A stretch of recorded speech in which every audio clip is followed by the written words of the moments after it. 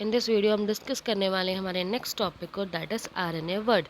सो अभी तक जितनी भी हमने डिस्कशन की है या फिर जितनी भी चीज़ें अभी आपको हमने बताई, उसमें हमने डिस्कस किया अबाउट द जेनेटिक मटेरियल, कि कौन सा जेनेटिक मटेरियल है जो किसी भी लिविंग बीइंग के अंदर मोस्ट प्रोबेबली पाया जाता है, या एक प्री डोमिनेंट डीएनए कौन, sorry, pre dominant genetic material कौन सा होता है। सो वहाँ पर हमने सारी क्वालिटीज़ देखी कि एक pre dominant material, genetic material की सारी क्वालिटीज़ किसके अंदर थे, डीएनए के। ओके, सो नेक्स्ट हम यहाँ पर जो डिस्कस करने वाले हैं वो ये है कि जो फर्स्ट डीएनए मटेरियल था या फर्स्ट जेनेटिक मटेरियल था वो कौन सा था। so, जैसे कि यहाँ पे लिखा हुआ है कि बहुत पहले से डिस्कशन होता आया है कि जो जेनेटिक मटेरियल, जो फर्स्ट जेनेटिक मटेरियल है कौन है। सो हमारे पास कुछ ऐसे एविडेंट है या कुछ ऐसे क्वेश्चंस हैं जो स्टार्टिंग से ही पुट अप होते हुए आए हैं कि विच इज़ द फर्स्ट को डीएनए और आरएनए में से कौन सा फर्स्ट जेनेटिक मटेरियल। बिकॉज हमने प्रीवियस नोटिस किया कि जो डीएनए है वो प्री डोमिनेंट तो है, but there are so many varieties, जैसे कि वायरस की कुछ वेराइटीज़ आपने देखी, वहाँ पर आरएनए भी होता है। और जहाँ पर डीएनए मौजूद है वो अपने वर्क को, जैसे ट्रांसफॉर्मेशन को या फिर ट्रांसलोकेशन को, ट्रांसक्रिप्शन को, इसको विदाउट आरएनए वो नहीं कंप्लीट कर सकता। दैट मीन्स डीएनए वर्क के लिए आरएनए पे डिपेंडेंट है। तो दैट्स वाई दोनों ही बहुत इंपॉर्टेंट है। अब उन दोनों में से कौन फर्स्ट जेनेटिक मटेरियल है, तो ये बहुत पहले डिस्कस कर रहा हुआ है। हम नेक्स्ट चैप्टर जो हमारा एक इवोल्यूशन वाला चैप्टर है उसमें हम इन्हें प्रॉपर तरीके से पढ़ेंगे कि वो किस तरीके से फर्स्ट एक डिसाइड हुआ। बट यहाँ पर मैं आपको उसके बारे में कुछ पॉइंट्स बता देती हूँ कि इससे आपको थोड़ा थोड़ा आइडिया हो जाए कि कौन फर्स्ट जेनेटिक मटेरियल है। सो RNA was the first genetic material. ठीक है, तो यहाँ से जो बात निकल के आती है कि जो आरएनए है वो पहला जेनेटिक मटेरियल है जो कि किसी भी ऑर्गेनिज्म के अंदर मौजूद है। ठीक है, सो बहुत सारे ऐसे, और ये क्यों है, ये हम कैसे बोल रहे हैं, बिकॉज ऐसे ही तो हम कुछ नहीं बोल सकते। We have some evidence. So यहाँ पर भी कुछ एविडेंस मौजूद हैं जो ये प्रूव करते हैं कि आरएनए ही एक वो जेनेटिक मटेरियल था जो स्टार्टिंग से किसी ऑर्गेनिज्म के अंदर मौजूद हो सकता है। सो यहाँ पर कुछ ऐसे एविडेंस हैं, लाइक कुछ some process like metabolism, translation, sleeping and these other process. Metabolism यानी कि बॉडी के अंदर होने वाली सारी प्रोसेस को इंक्लूड करके। सो मेटाबॉलिज्म, ट्रांसलेशन, जो कि अभी आपने देखा था कि किस तरीके से मैसेंजर आरएनए बनेगा और मैसेंजर आरएनए से फिर क्या बनेंगे, प्रोटीन्स बनेंगे। सो डीएनए से, डीएनए के थ्रू क्या बनना, डीएनए के थ्रू एमआरएनए बनना, मैसेंजर आरएनए बनना, और मैसेंजर आरएनए के थ्रू प्रोटीन का बनना। तो जो प्रोटीन का बनना है वो कौन सी प्रोसेस होती है, ट्रांसलेशन वाली प्रोसेस होती है। सो वो भी किसके ऊपर डिपेंड करता है, टोटली आरएनए के ऊपर। एंड स्क्लिपिंग स्विमिंग मतलब होता है कि जो स्टार्टिंग का आरएनए है, यानी कि जब आरएनए बनना स्टार्ट होता है तो वो प्री आरएनए होता है, प्रॉपर मेच्योर आरएनए नहीं होता, लेकिन धीरे धीरे क्या होता है वो एक मेच्योर वेल डेवलप आरएनए बन जाता है। तो जो ये प्रोसेस होती है वो भी आरएनए के ही थ्रू हो पाती है। So surround around this types of processes जो कि डीएनए से भी रिलेटेड है, बट वो कंप्लीट किसकी वजह से हो पाती है, तो कंप्लीट होती है बिकॉज ऑफ दिस आरएनए।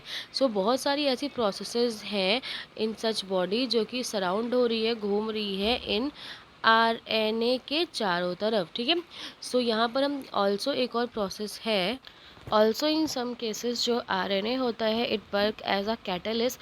जैसे कि आपने यहाँ पर देखा कि जो कुछ बायोकेमिकल प्रोसेसेस है, रिएक्शन है इन लिविंग बिंग, जिसमें जो आरएनए है वो एज अ कैटलिस्ट वर्क कर रहा है। अगर आरएनए नहीं होगा फ्रॉम हेयर, अगर आरएनए कैटलिस्ट की तरह वर्क नहीं होगा तो प्रोटीन एंजाइम सिंथेसिस नहीं हो पाएंगे।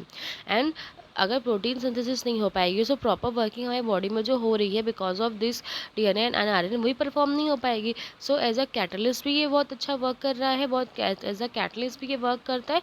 And also some other processes in your body, वो भी किसके ऊपर डिपेंडेंट है, आरएनए के ही ऊपर डिपेंडेंट है। सो ये प्रॉपर सिस्टम, प्रॉपर एक एविडेंस है हमारे पास कि जो आरएनए है वही क्या है, फर्स्ट जेनेटिक मटेरियल है। बट आरएनए की एक और प्रोबेबिलिटी, आरएनए कैसे बहुत रिएक्टिव है, एंड रिएक्टिव होने की वजह से वो अनस्टेबल भी होता है, जिसको हम प्रीवियस डिस्कस कर चुके हैं कि वो रिएक्टिव होता है और अनस्टेबल होता है, जिसकी वजह से जो हर एक चीज़, जैसे आपने पढ़ा होगा इन स्टार्टिंग जितने भी ऑर्गेनिज्म थे वहाँ पर भी सारी प्रोसेस होती थी, बट वो कैसे होती थी, सेलुलर लेवल स्ट्रक्चर पे या टिश्यू लेवल स्ट्रक्चर पे होती थी।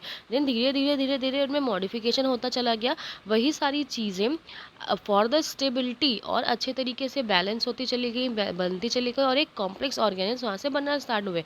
सो वही चीज़ यहाँ पर भी होती है कि जो डीएनए है, DNA actually the modified form of RNA. ठीक है, DNA has involve for RNA with chemical modification. क्योंकि जैसे अभी हमने प्रीवियस भी डिस्कस किया था, और यहाँ भी हमने डिस्कस किया कि जो आरएनए है वो कैसा है, रिएक्टिव है। और रिएक्टिव होने की वजह से वो क्या है, अनस्टेबल है। बिकॉज वो जितना ज़्यादा रिएक्टिव होगा वो उतनी ज़्यादा चीज़ें परफॉर्म करेगा, उतनी ज़्यादा चीज़ों को कवर करेगा वहाँ पर। ठीक है, रिएक्शंस करेगा, बॉन्डिंग बनाएगा, एज अ कैटलिस्ट वर्क करेगा, एंड सम अदर प्रोसेसेस। सो जो डीएनए है, डीएनए एक स्टेबल फॉर्म है, एक स्टेबल स्टेज है किसकी, आरएनए की। सो यहाँ से हम कह सकते हैं कि जो डीएनए फॉर्म होता है, डीएनए जो फॉर्म हुआ है वो एक मॉडिफाइड स्ट्रक्चर है, एक केमिकल मॉडिफाइड फेज है डीएनए आरएनए का, जो कि किससे, जो जिससे क्या होता है, जिससे जो जेनेटिक मटेरियल है वो ज़्यादा स्टेबल हो जाता है। ठीक है, और ज़्यादा स्टेबल हो जाता है तो वो उतना ही अनरिएक्टिव होता है। इसलिए जस्ट वो जो इन्फॉर्मेशन है उनको होल्ड करता है, उनको कैरी करता है from one generation to another generation. And जितने भी अदर वर्क हैं फॉर, जो डीएनए रेप्लिकेट हो गया, डीएनए का ट्रांसफ़र हो गया, आफ्टर दैट जितने भी अदर वर्क है जैसे में ट्रांसक्रिप्शन, ट्रांसलेशन, ये सारी प्रोसेसेस कौन करता है, आरएनए करता है। बिकॉज ये क्यों कर रहा है, बिकॉज वो कैसा होता है, रिएक्टिव है। सो यहाँ से आपको ये सारी चीज़ें पता हो जाएंगी कि जो आरएनए है that is the first genetic material, वो ही पहला जेनेटिक मटेरियल है, एंड डीएनए उसी का एक मॉडिफाइड और मोर स्टेबल फॉर्म है। और डीएनए कैसा होता है, डबल स्टैंडर्ड है। डबल स्टैंडर्ड डीएनए मौजूद है हमारे पास, हमें पता है कि जो मॉडिफिकेशन हुआ उसके बाद एक डबल स्टैंडर्ड डीएनए बनता है। और ये डबल स्टैंडर्ड डीएनए में एक दूसरे के कॉम्प्लीमेंट्री होते हैं। ठीक है, जो दो स्टैंड है वो एक दूसरे के कॉम्प्लीमेंट्री है। अगर यहाँ पर ए है तो यहाँ पे टी ही होगा, यहाँ पर जी है तो यहाँ पे सी ही होगा।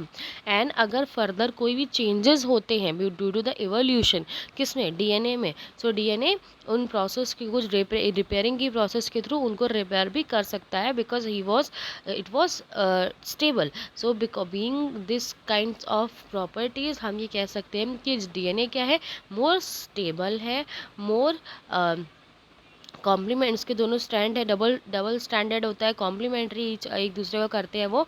और after the process of repairing वो अपने आप को रिपेयर भी कर लेता है इफ़ कोई एवोल्यूशन वहाँ पे हो जाए। बट वहीं हम आरएनए के केस में बात करें सो वो बहुत ज़्यादा रिएक्टिव है, बहुत ज़्यादा अनस्टेबल है। And most of the processes जो कि डीएनए आरएनए की परफॉर्म होती, डीएनए के अंदर परफॉर्म होती है, वो हो पाती है because of RNA. So RNA is a first genetic material जो कि बहुत सारी प्रोसेसेस को करता है, and DNA is a modified form, and DNA is a more modified chemical structure of RNA.